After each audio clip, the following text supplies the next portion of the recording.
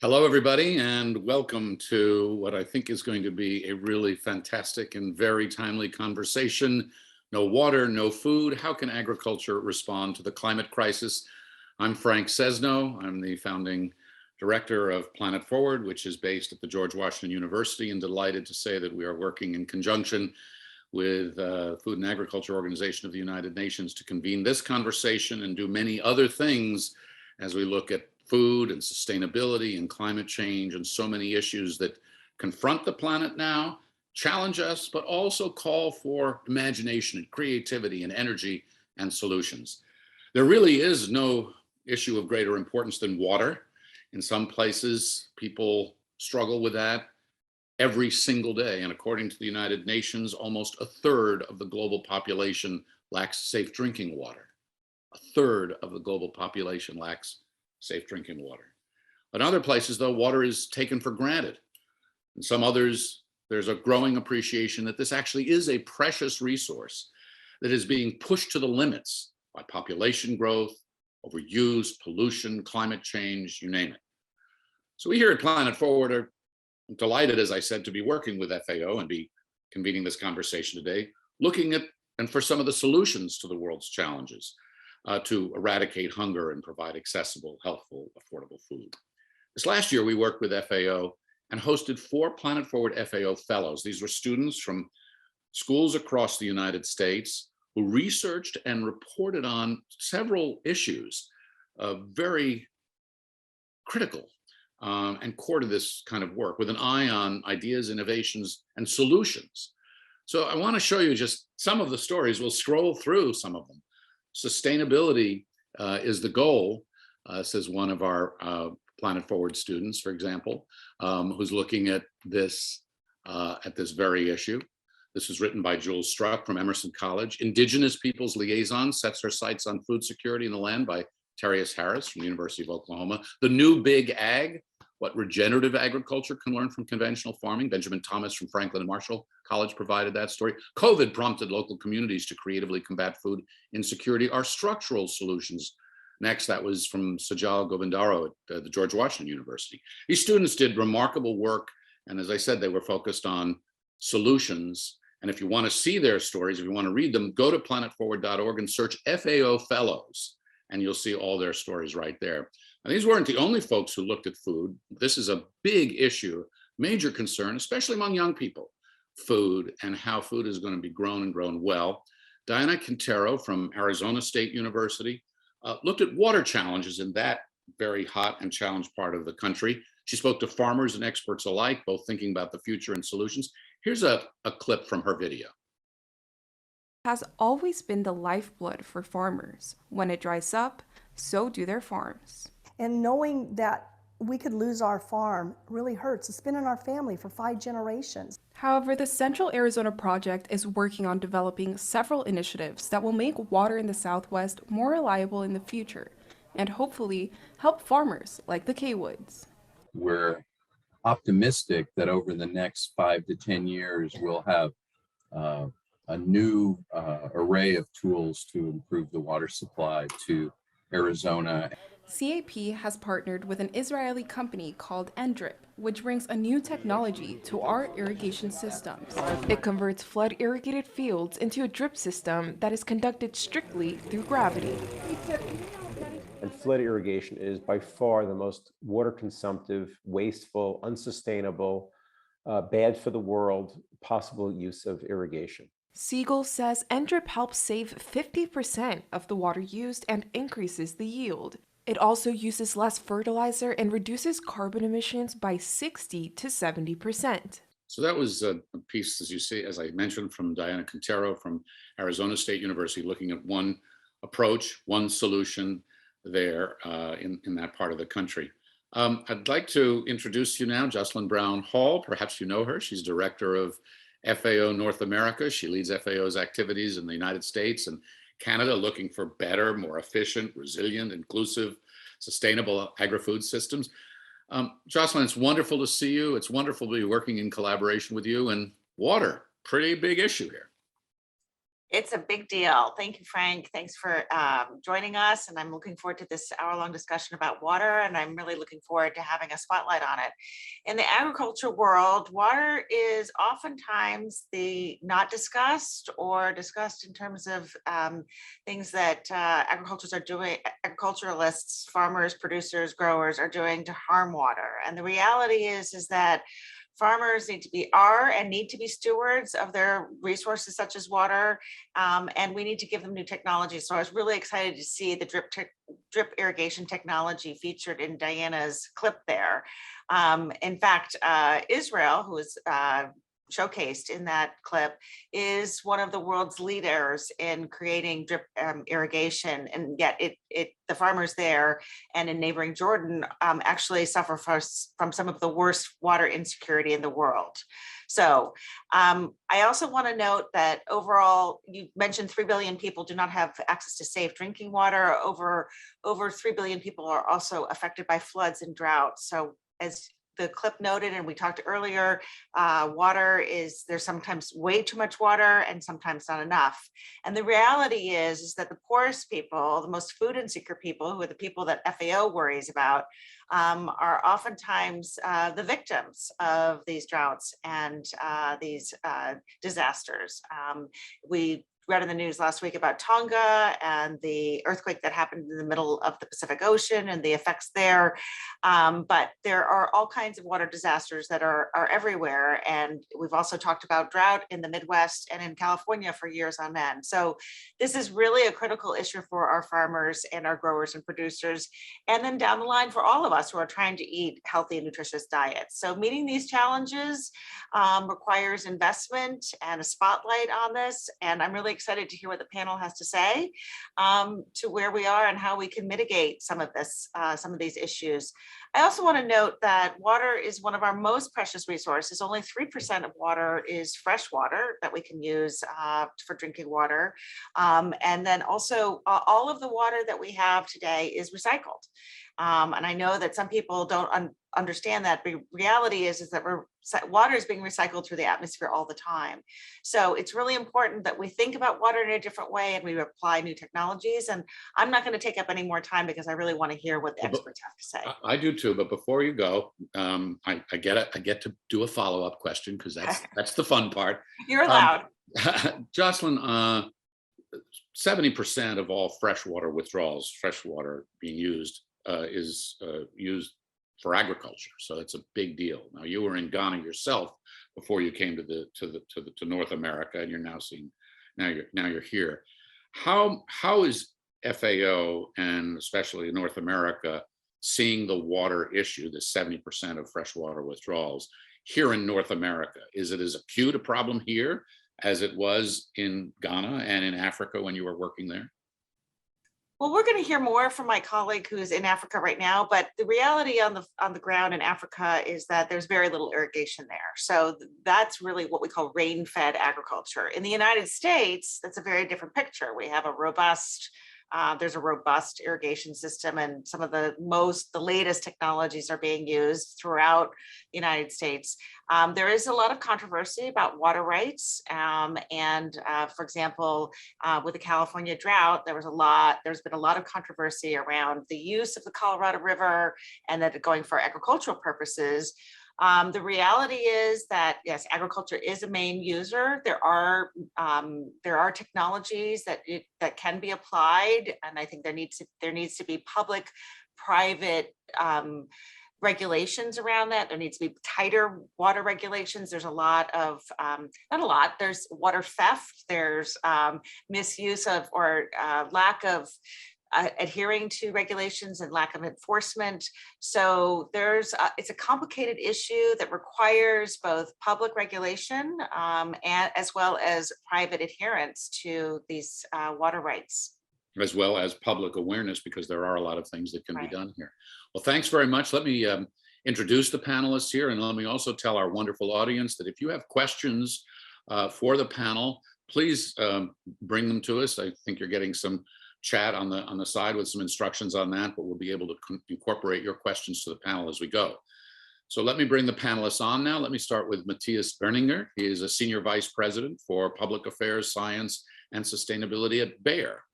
Dr. Kate Tully, she's an associate professor of agroecology at the University of Maryland in the Department of Plant Science and Landscape Architecture, and Mr. Valere Nzeyimana. He's Senior Water Development Manager Officer at FAO Regional Office for Africa, and the colleague that you just heard Jocelyn referring to. So greetings to you all. Welcome. Thanks for having us. Friday. Thank you. You bet. Happy Friday. Let me go around the horn here very quickly and ask each of you what your relationship and experience with water is. Matthias, start. What's your water role and background? I mean, I work for one of the largest agricultural input companies in the world.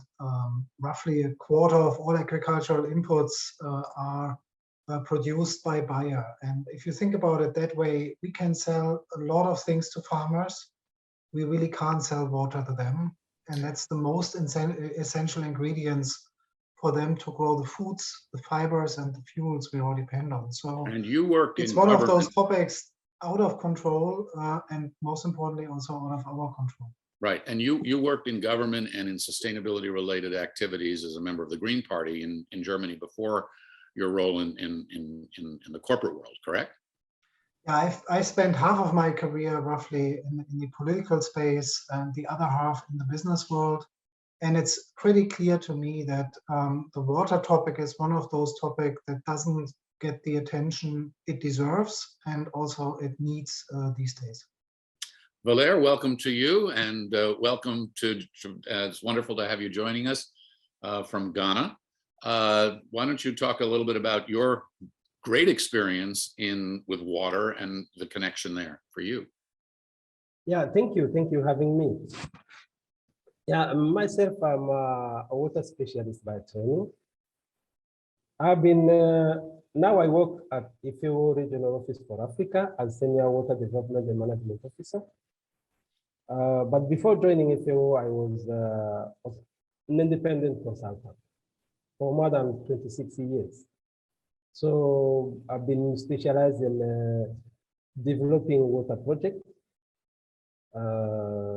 also rural development infrastructure, as I am initially a civil engineer, then specialized in, water resource and environmental management. So I help government and also communities to develop the water resources and satisfy their needs. And you've looked very closely at the whole region, but in particular Rwanda. So there's a lot of expertise. As I'm Rwandan, most of my active life, at least the first 20 years, I spent it in Rwanda, but also intervening internationally as a consultant. Great, great. Well, we look forward to the conversation. And Dr. Kate Tully, University of Maryland. Water everywhere for you. Yeah, so I'm a associate professor at the University of Maryland, and for the last about 7 years, I have been focused on the too much water issue that we're experiencing in many of our low-lying coastal countries. So just in our own backyard here near GW in the University of Maryland, we have issues with accelerated sea level rise, and a lot of that is occurring in agricultural lands. So I've been spending a lot of my time trying to understand, how do we adapt? Can we adapt to rising sea levels? Can we adapt to the saltier water that these areas are experiencing? And can our crops and foods and plants adapt or be made to adapt? So that's really very interesting. We'll come back to that. All right, let's start the conversation. Matthias, I'd like to start with you. In December, the UN General Assembly adopted a resolution calling for a comprehensive review of its International Decade for Action, as it's called, and water for sustainable development is very much a part of that. So there's going to be a global conference next year on water, high-level global conference on water. And it's going to be the first global conference on water since 1977, according to the UN. You're working as part of a group to lead up to that conference. Tell us what that conference is and why is the United Nations and the world looking at water in this way at this particular time? I think one of the questions is why the United Nations didn't address this topic in such a UN high-level conference earlier since 1977. That was the year I entered primary school. So it's, as my kids remind me, quite a while ago. The world population has roughly doubled since the early 1970s. And ultimately, I believe the reason why the United Nations is focusing on the topic now is because it becomes clearer how essential the water topic is to solve a whole myriad of problems related to the global goals on sustainable development. We have a halftime report coming up in July of this year. We have a 15-year period for the UN global goals. And the halftime report really doesn't look so well. So my hope is that this UN high-level conference on water will help us to rally around the topic where everybody is nodding, but the action is then missing. And if I may say, a lot talk is about climate change, but we will not experience climate change through the molecule of carbon dioxide. It will be the molecule of water, be it too hot, be it flooding, be it drought, or be it dirty water, that will lead to humans experiencing most of the effects of a climate out of balance. And from that vantage point, I'm really happy and honored to be part of a group of experts that tries to prepare this conference in a way that then produces action on country and community level. What kind of action is needed here? And given how challenging it is to get international action on anything, just let's look at COVID as an example, climate change more broadly, what are you thinking should be the realistic expectations for this conference on water? In my home country, Germany, more than 100 people died because of a flood that was forecasted, but nobody really realized it would happen. That tragedy just happened this summer. So one thing that I believe is really important is that we improve our forecasting systems to better understand how the water cycles are affecting us. But that, of course, only the starting point. I think we need to make sure that we equip farmers around the world to deal with water shortages. I think we need to have, as we've seen in the video before, much more efficient ways of basically using water for irrigation, but also in many other areas, industry, also home use. These are all important steps we need to do. And in a nutshell, I hope that we change the current situation where water is everything, but it's kind of financially treated as if it was worth nothing. And that's one of the big challenges we see when we have conflicts around water, that suddenly people realize how valuable water is.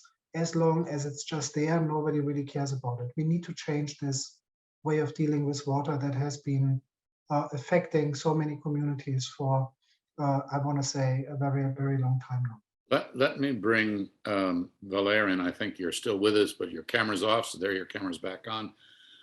As you think about, from your perspective, the need for a global conference on water, what do you hope gets addressed? What is urgent for you to address?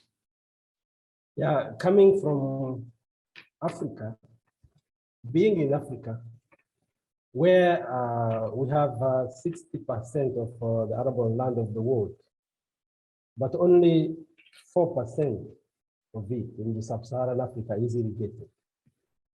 Only 4% is irrigated. Yes, only 4% is irrigated. For Africa, it's counted 12%. But it is only when you include the Northern Africa and the South Africa as a country, because they are more developed. But when you stick on the Sub-Saharan Africa without South Africa, then only 4%. And then most of the land is there. And then you have different ecosystems where we have dry land in the Sahel region, and we have also flooded land in the Central Africa. I expect to see how the existing challenges will be lifted out. we have challenges in Africa on policies and strategies where countries don't even have national irrigation master plans, so they don't know where to go and how to get there. There is a problem of human resources. The specialists, the water specialists are very, very few. Some countries really lack those specialists. And then we have a problem on infrastructure development, because water requires a lot of infrastructure and very Sure. expensive. Countries So- cannot afford.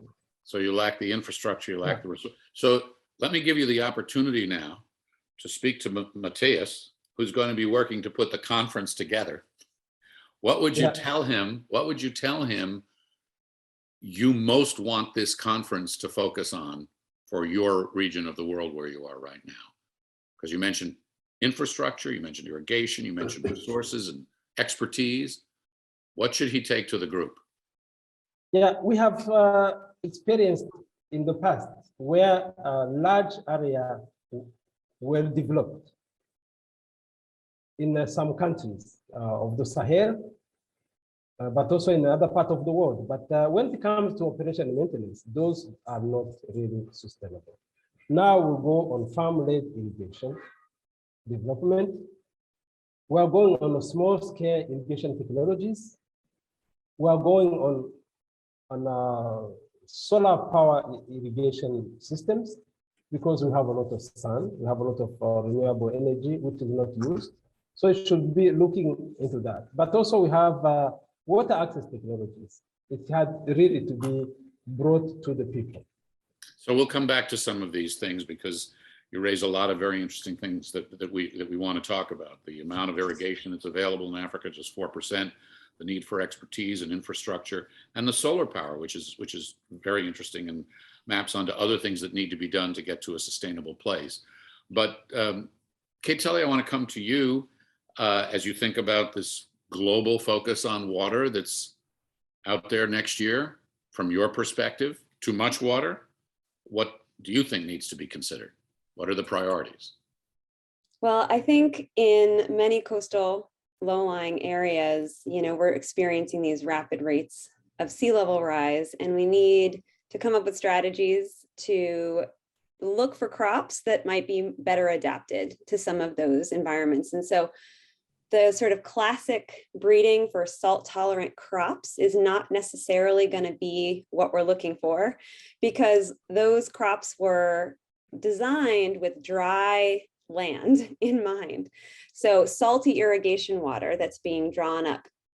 And so these crops will be more, for example, chloride tolerant, but they're not used to being wet all the time. And so there really needs to be a focus, not just on crop breeding, but also on management strategies that are going to enable these new kinds of crops. And they may also be things we're not used to. There'll be shifting of different crops. So we're finding that in Maryland, our typical corn, soy, wheat rotations are just not viable. They're not viable? They're not viable in these lower lying areas because the salt water concentrations are so high that the corn and the soy just die. So we have had some success with sorghum, which is actually native to Eastern and Central Africa. And it's a pretty hardy plant, but it's not necessarily a crop that those of us in the US are necessarily used to eating. We can feed it to a lot of our livestock, but that's going to be a transition for a lot of farmers. It's a different kind of crop. Another crop that's salt tolerant is quinoa, which again, we don't grow in this area, but it's quite salt tolerant. So there's some shifts maybe from the farmer perspective, from the marketing perspective. Are there going to be markets for some of these crops? And then we also just need to be a little bit more innovative about how we're going to manage some of these crops. Are we going to grow them in a flooded environment? Are we going to try to, dike or berm? Are we going to increase the number of acres that are in riparian zones or marsh areas that might actually provide natural buffers for some of these as these sea levels rise? How rapidly are these changes taking place, Kate, in terms of the salination and sea level rise? So across the globe, sea levels have been rising steadily for the past 140 years. And on the eastern shore of Maryland, sea levels are expected to rise by about 0.9 to 2 feet by 2050. So on the eastern seaboard of the United States, just specifically, we have sea level rise rates that are 3 to 4 times the global average. So very, very rapid. In the past 40 years, for example, on Solomon's Island, which is a little island off the coast of Maryland, the sea level rise rates have doubled just in the last 40 years. Matthias, I want to come to you for a global perspective, both as someone who's going to help prep this UN conference and as someone who works for a major multinational corporation. You've got their crop science. You're looking at some of these different kinds of, the science of plants and adaptation. And actually, I'm spurred into the question by a comment that's just gone into the chat from our good friend Gabriel Lazier, who writes a story about Fatima, who walks 20 kilometers, 12 miles to get water for cooking. Should this be the case in the 21st century? As you think about the priorities and the challenges here, too much water and salination in some parts of the world, too little water, drought, climate change in other parts of the world, really concerning access to water in so many places. How do you prioritize and where do you see the need for sort of focused attention? Because doing it all at once is necessary, but it's also overwhelming. I think that's is always right, but there's something about water that I sense has a very uniting function. You can argue that water shortages hit us irrespective of where we live. I mean, the United States, like one of the most profitable parts of agriculture, Jocelyn was talking about that in California, has been hit by it. Arizona in the video, I mean, you just need to look at like the Lake Mead and the Colorado River. You look at the aquifers in the Midwest. Basically, everything west of the Mississippi is under acute water stress. And that is as true as the challenges that Valere talked about, or farmers in Southeast Asia experience. In Brazil, you have water shortages. Australia is a country that comes to mind. In Russia, you have forest fires as a result of drought. We had them also in the US again. So this is really a very democratic problem. We all face it and we all experience it. And that for me is kind of a source of hope that we get to different action, because nobody benefits from water shortages the way we are experiencing them on a country or global strategic level. I would though say we need to focus on those who walk the 20 kilometers or those who have not at all contributed to a global warming by way of emissions, but who are suffering from the effects. Let's say a farmer in South Sudan who consumes at best as much electricity as an average fridge in the United States per year. And Wait, we need to help these kind of people much more than we do at the moment. Say that again, the average person? The average human being in sub-Saharan Africa, for example, in a country like South Sudan, has an annual consumption of electricity that is below an average fridge in the United States. Is below an average fridge in the United States. And that, by the way, makes those FAO programs so important. So right. Yes, we want to drive irrigation in sub-Saharan Africa, but electricity isn't there without us leveraging technology breakthroughs like more efficient solar power. And the problem there is not that those technologies don't exist. The problem is that we are really doing a terrible job in spreading those technologies in these regions, and thus leave farmers, their families, their communities more or less alone with dealing with water stress. So let's pursue that for a few minutes here on the side of water shortages and the shortages of technology and infrastructure. And Valere, let me come back to you with this. The UN SDG goal number 6, ensure availability and sustainable management of water and sanitation for all. And it points out here that 2.3 billion people live in water-stressed countries, many of them in sub-Saharan Africa. You spoke about trying to bring solar power in and connecting that to irrigation. How is that? How are you pursuing that? Who does that? Is that a very big part, as you see it, of providing the necessary irrigation and water to this part of the world? I think There you're, is, there you there go. is, yes, thank you. There is what we call water scarcity. And the water scarcity is either resource scarcity, but you can have also water scarcity because you have financial scarcity. But also you can have even human resource scarcity to develop that water. So when you say people lack water, doesn't mean water doesn't exist, but it's not in the form that is required. So as FAO, we are focusing rather on the small farmers. Small Because FAO, we go by agricultural production. But also, once we provide water for agriculture, we provide water for livestock, we provide water for people to drink. So we think first people, small farmers should be the target, because in Africa, most of the farmers are smallholder farmers. We don't have large scale farmers. So by that, who would do it? First, it starts by themselves, but they have to be empowered to be able to do it by themselves. It's much, much easier to empower people to do things by themselves because they will also maintain it for sustainability. Valere, could you talk though specifically about solar powered irrigation units and how and whether those are being deployed yet in a meaningful way? What role FAO is playing in that? Yeah, I can give you an example on a project in Rwanda. Rwanda, of course, has many agroecological zones. Then the project called the SSIT, the small scale irrigation technology, was implemented in 2 districts where are most prone to drought. In one of the districts, people used to flee, to migrate from their region.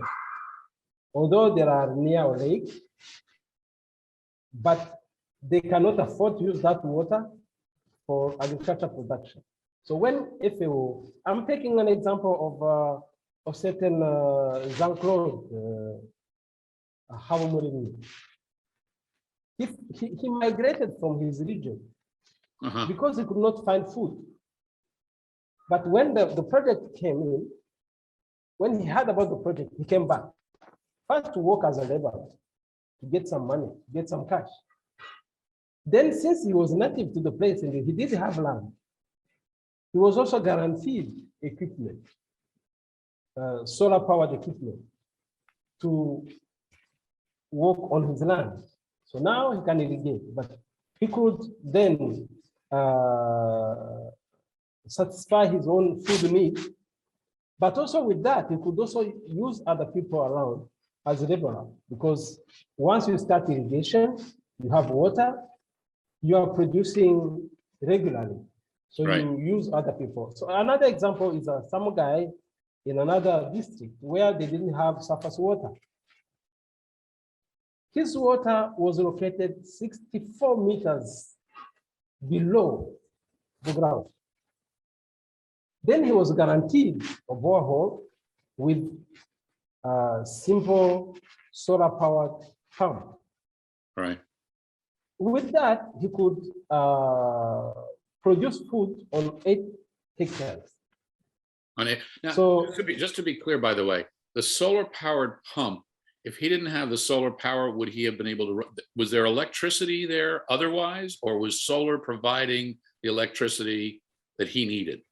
exactly, the solar panels provide electricity he needed to pump water. I think it's really important for people to understand just how fundamental these needs are and how this technology, solar technology, we're not talking about doing solar because we're trying to, I mean, it helps, right? It's sustainable, renewable power, but this is the first power that's going to pump this water. So this is as critical as it gets, right? Am I right about that? Yes, yes. It's a solar panels producing electricity to drive the pump.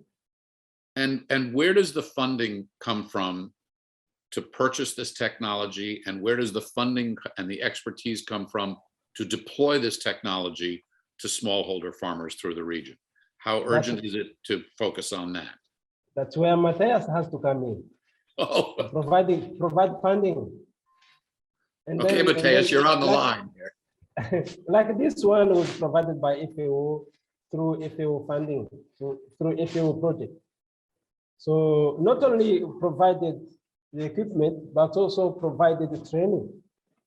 I want to get Matthias's response to that, and we have a lot of questions in from the audience that I want to get to too.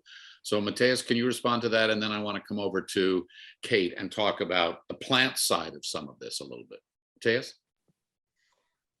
So an example is something we are working on in East Africa, where a startup called Apollo Egg applied digital technologies and solutions for farmers. And that included optimizing their access to irrigation.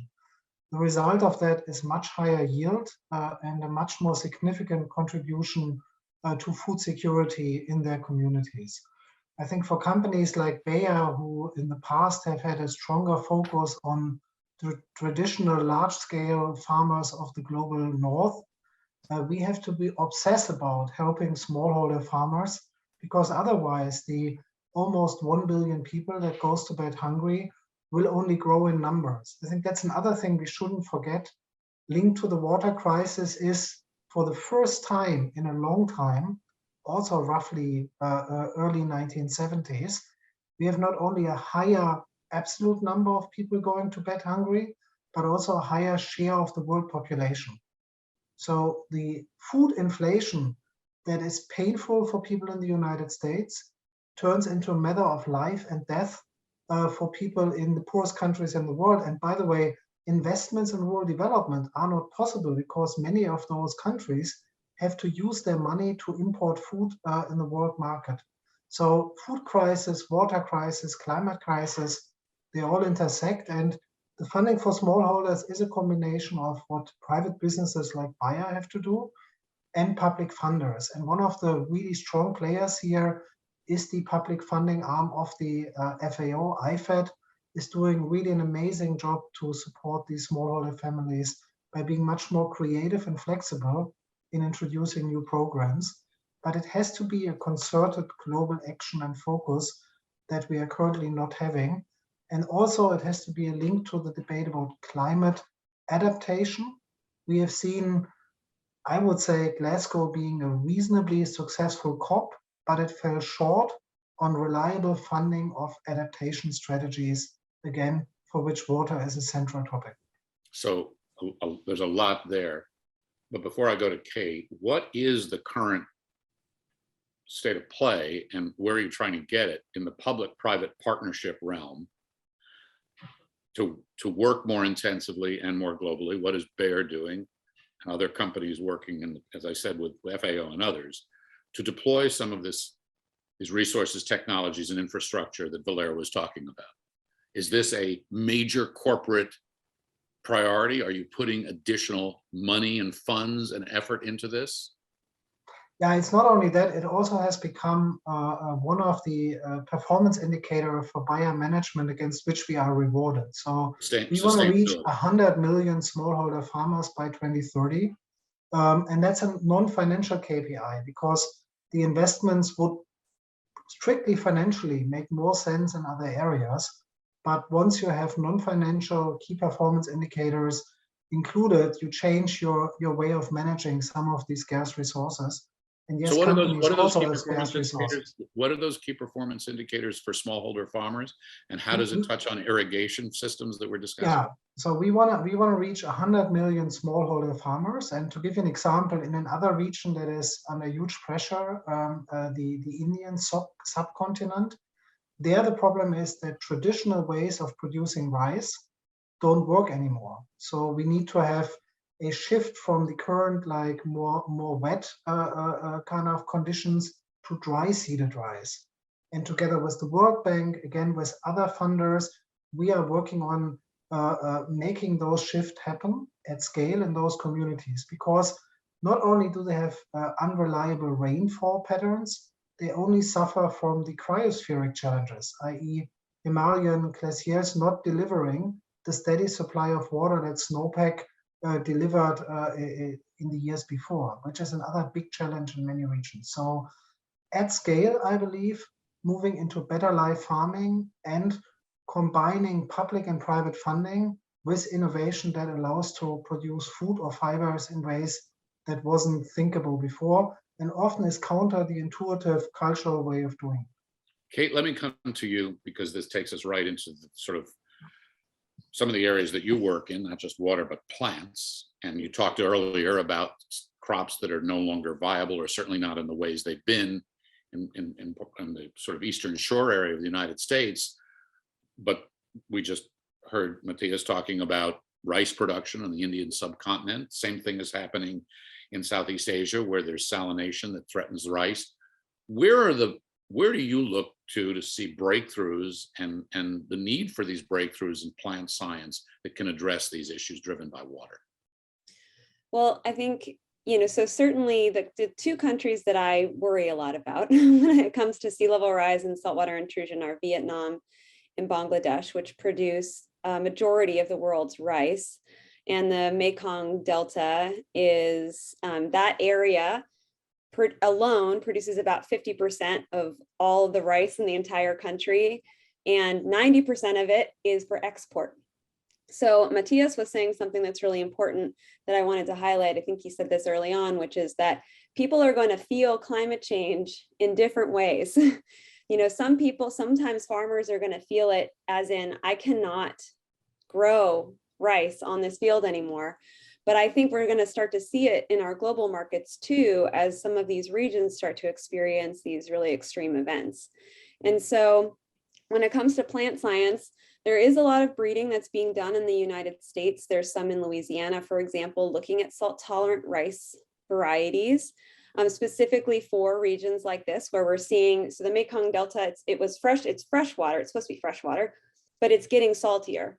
So for these regions where we might be able to deploy essentially, kind of the same crop, but with some, some breeding differences that might enable it to be more tolerant. It's tricky. And I'll say that because salt tolerance isn't like, so like when we were trying to make sorghum, used to be really tall, right? And then we made dwarf statured sorghum. That's a simpler genetic manipulation, for example, or breeding manipulation than is salt tolerance. Salt tolerance is a combination, it's a web of things that makes the plant salt tolerant. It has to do with the osmotic stress and the ions. And so it's a lot trickier to do that. And so we're looking at different kinds of soybeans. There is a salt tolerant soybean out there. It's not very effective in saltwater intruded areas because it hates being wet. The other thing that's tricky with plant breeding is that it depends on the growth stage of the plant. So you can imagine if a soybean is trying to germinate in a salty field, that might just knock it out completely. You might just have to plant again. But maybe, the soybean has actually grown and it's canopied and it experiences a little bit of salt water. It might actually be a little bit more resilient. So we need to kind of think about the whole life cycle. And then the last thing I'll say is that we also just need to be innovative and start to think about different kinds of crops. So I recently was working with a team from Saudi Arabia, from KAUST University. They have a lot of issues with really, really salty irrigation water. And we also have very salty water too. So we're starting to think about, could we start to breed for certain kind of crops that might actually be for livestock, where you could have grassy crops that are actually pretty salt tolerant, where you could switch your system. And it's not necessarily going to be a crop system anymore. Maybe it's more of a livestock system, a grazed system. So these are some big shifts that we have to think about when we think about what the face of agriculture is going to look like in a lot of our coastal countries. I would like to turn to some questions now from the audience because we have a lot of them and we have a lot of good ones. And what I'm going to do is I'll steer some of them to you all and ask you to be as succinct as you can be so we can get as many in here because there are a lot. And if you'd like to add a question, please do so through the chat or the Q&A if you can do that if you're in our audience. But Matthias, let me start with you because this is directed to you from Kanchi, who writes, one of the wettest cities in the world, Chennai, India, has experienced the worst flooding and the worst drought both in 2019 and 2020. The city is now using a historical method of using ancient man-made lakes built around temples to refill their temple tanks with water and create new ones around the city. How can innovations in technology, one, bolster the implementation of this strategy, and two, address this dichotomy, flooding and drought at a local level? I think that's a really important one that we look at like average water fall patterns, but we really have to radically de-average it. I talked about South Sudan, for example, a country that experienced both in the same year.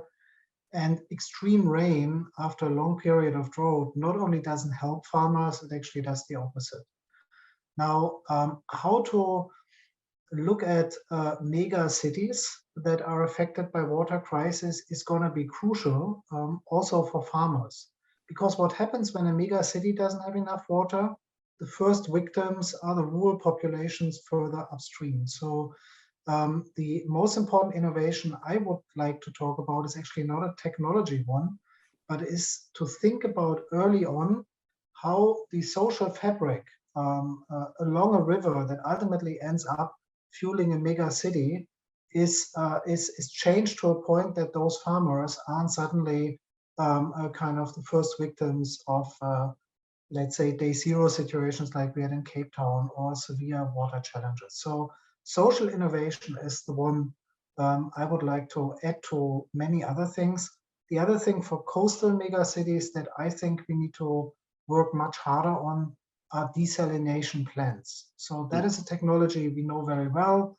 It's highly energy intensive. Israel is also here one of the leading countries. My prediction is we need a lot of more desalination plants in order to avoid those conflicts further upstream to completely unroot rural population that then is forced to migrate either across borders or from rural areas into cities. Okay. Valere, this next question is from you. It's from Fraser, and Fraser writes, sub-Saharan countries, in the sub-Saharan countries' existing irrigation systems, are they evaluated to see if it's beneficial to invest in irrigation or invest in water harvesting techniques? Yeah, thank you. As I said before, there were big irrigation schemes that were developed further in the 70s and early 80s in Africa, but those were rather, I can say, political wind. We call them white elephant. Those have been evaluated not to be really efficient because it was not, they were implemented not considering the population. It was considered as a political achievement. Of course, the political achievement was achieved. They did have it, but they didn't look at the population. That's why now we're turning to farmer-led irrigation systems. Even those big ones, we are proposing to have the population having their part, split them into manageable portions. Let's say 200 hectares, give it to a cooperative, support them to use them because they can be efficient, given also the market. They can produce food. Like now in Nigeria, you may see even on social media, pyramids and pyramids of rice produced in Nigeria. So those also can produce food, can be efficient. Because yes, water harvesting is also supported by FAO. But it's not the only technology we are proposing. Proposing a combination of technologies given the area considered. Okay. This next question, Kate, I'd like to direct to you. This one is from Bantu, and Bantu asks, can genetic modification play a significant role in helping us deal with the challenge of feeding a growing population in the face of increasing climate change induced water crisis? And if so, what could be the implications associated with this? So I am not a geneticist by training or a microbiologist. I would say that there are folks who are far better trained in that than me that are trying to crack the code on genetic modification and salt tolerance. It is very complicated. So a lot of the work is actually just coming from traditional breeding, like trying to breed for, different kinds of lines. We call them lines that are showing a little bit more salt tolerance.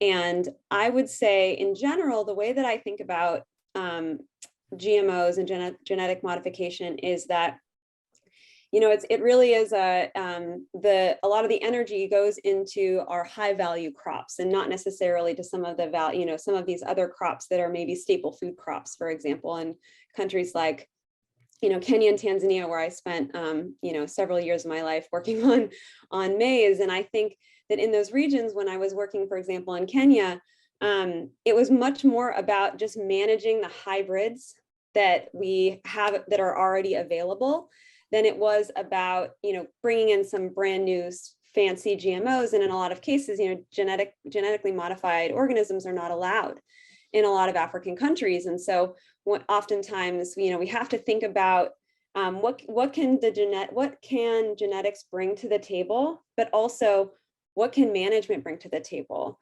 And I think what Valere was saying earlier, I actually wanted to highlight something that it's so important to have local participation, local trainings, and also local materials. All of those, it's really important, especially in some of these developing countries, to make sure that we are, whatever we're suggesting, whether it's a GMO, whether it's a hybrid, that there are people available in those regions that actually can provide a lot of the extension and education support, and that those materials are available. I know I kind of swayed off topic. No.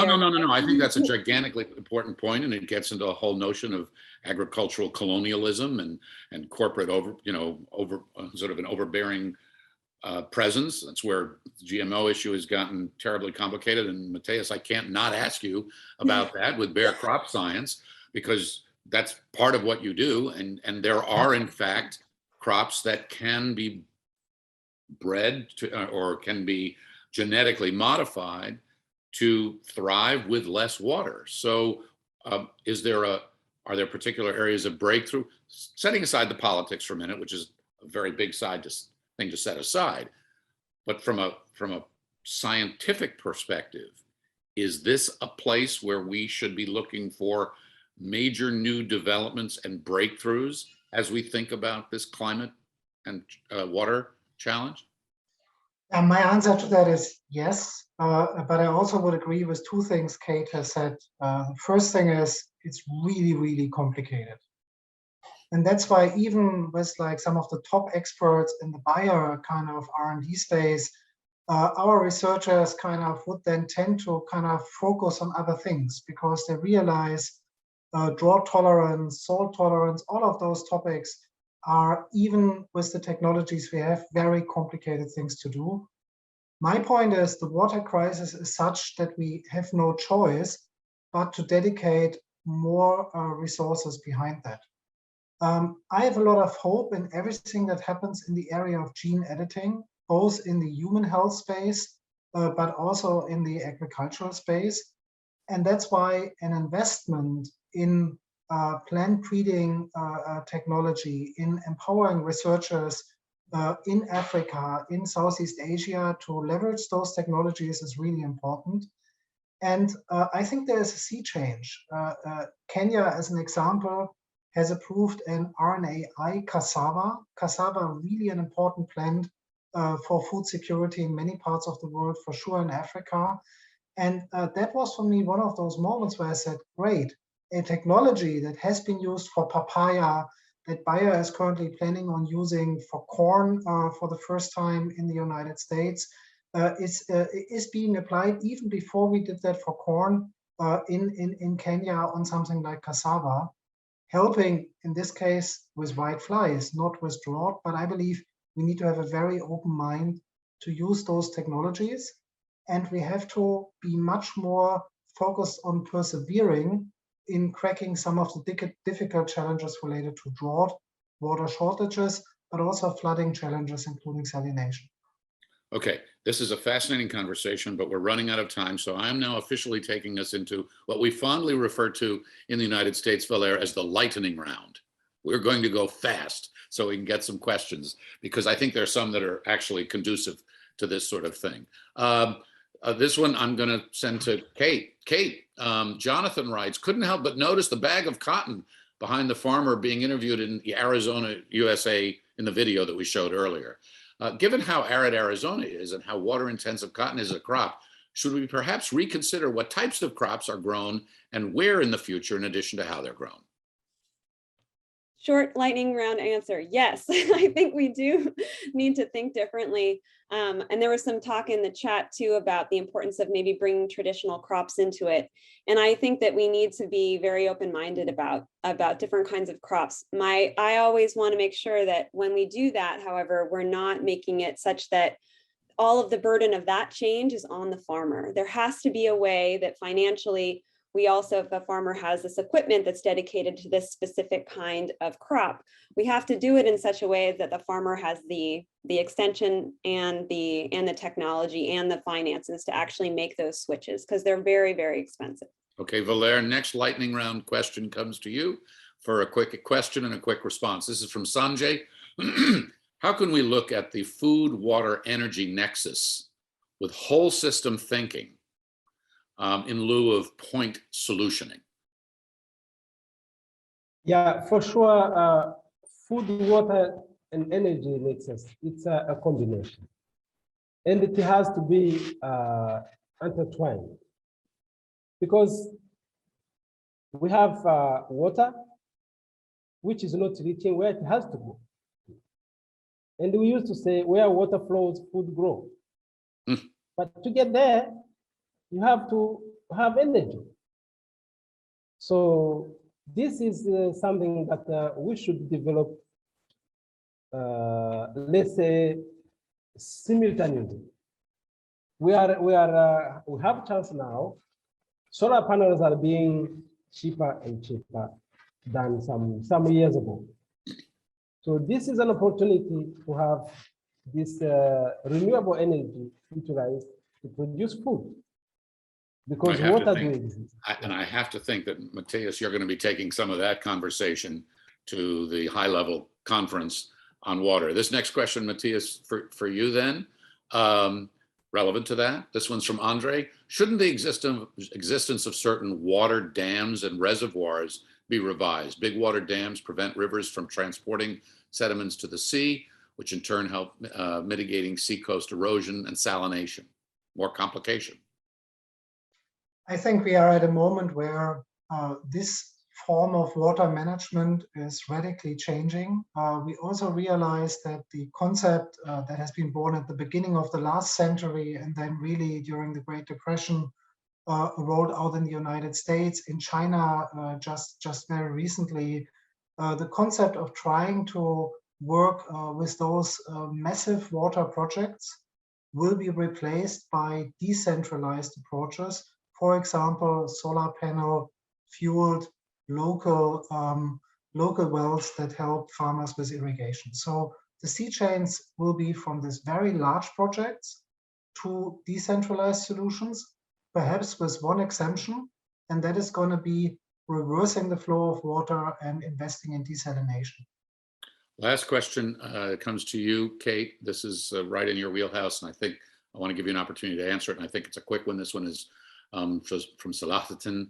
Is there a possibility for breeding techniques to be used to create a crop that reduces its water use, its water needs? Ooh, I think so. Yeah. Yes, absolutely. Yeah.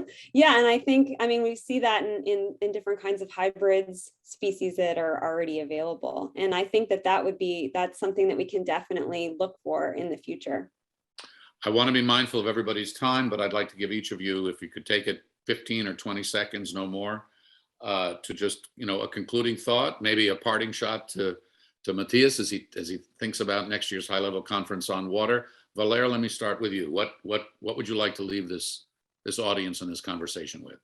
Very quickly, if you could. Hope we don't hear you. Again, coming from Africa, where most of the farmers are, they are smallholder farmers. Of particular attention should be brought to those who cannot afford to have their voice heard. Because those ones, at their country level, they are brought when there are political rallies, but after they are left out. So maybe the international community should rather emphasize on that. Supporting farmers, smallholder farmers in everything. And women as well, because it has been found in most of the African countries, women are more engaged in agriculture than men. Kate, what's your parting thought and piece of advice / request to Matthias? So I always say that climate change is happening, and it's happening right now. And that there are a lot, while some of us may not feel those effects for maybe 10 years or 5 years, that farmers all along our coastlines are feeling the effects of climate change every day. And that it's really important for us to take this problem very seriously and start looking for solutions now. Matthias, you bring a lot of perspective, and obviously we're giving you your marching orders to go off to prepare for the conference. What's your takeaway here? What would you like to leave people with? First of all, I'm amazed by the conversation. I kind of try to multitask and follow the chat a bit, also the global audience. What I take away is that it's not naive to hope that the conversation around water will be a very different one and a much more united one than the conversations we have about other topics in the area of the global environmental crisis and also some of the social challenges. For all of you who are part of this conversation, this is not a UN conference because the UN is an organization. It's a conference because we try to kind of make sure that 8 billion people are somewhat included. So if you can be active in this space, make sure that your voice is heard. That's probably one of the most important things we need to achieve in order to help smallholder farmers or help usually the girls that have to walk sometimes 10, 20 kilometers to ensure that their families have enough water supply for the day. And those walks mean they can't go to school. Well, thank you for this. I don't know if Jocelyn Brown Hall is still with us, but if you are and you want to pop back in, I will thank you personally, and I'll thank FAO organizationally, institutionally, for all the incredible work that you're doing in the field and for the partnership that we've got going here. And the final thought that I would leave people with is this conversation and some of the things we've discussed here is precisely why we're working with young people at Planet Forward and others to tell these stories, to get this out, to help people understand why this matters, who's involved, the humanity that's on the ground feeling this, and really the excitement of whether it's bringing a solar powered piece of equipment and irrigation to a place that hasn't ever had electricity before, allowing people to grow food, to what can be done with plant breeding and other things to move the planet forward. That's important, but it's also exciting, and it gives us hope. So Valere, thank you so much for your time. Kate, thank you so much for yours. Matthias, thank you for yours. It's been a wonderful conversation. Really appreciate it, and I hope we can continue it. Thank you. Thank you for having me. And thanks to the audience for your wonderful comments and questions, and to FAO and all at Planet Forward. Have a great day and a great weekend. Thanks, Jocelyn. Really appreciate it. Thank you so much. My camera was off there for a little bit, but I thought it was great. Have a great weekend. All right. Take good care. Bye, everybody.